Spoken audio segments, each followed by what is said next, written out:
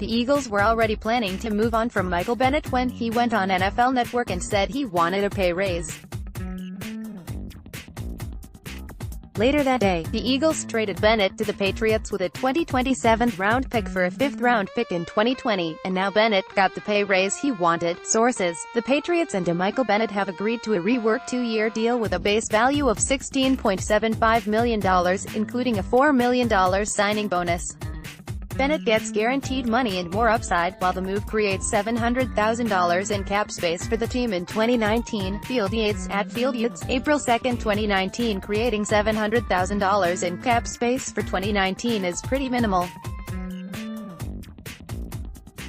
While Bennett said he wanted a pay raise, it was much more likely the Eagles would have preferred to trim his salary had they kept him on the roster. That, paired with a potentially limited role, would have led to an awkward situation in Philly.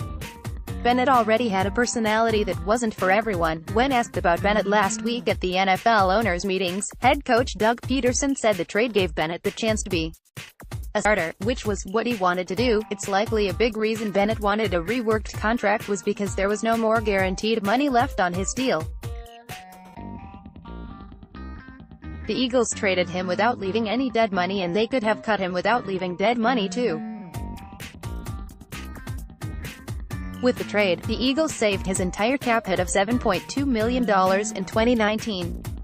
Without seeing the full contract, this is a relatively modest pay raise, but it does come with $4 million in Bennett's pocket immediately. His original deal included base salaries of $6 million in 2019 and $7.5 million in 2020, with $1 million each season in per-game roster bonuses.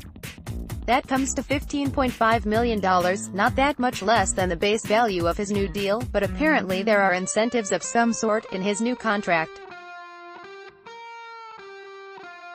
By the way, it's rare for the Patriots to redo deals like this, so they must want to make Bennett happy.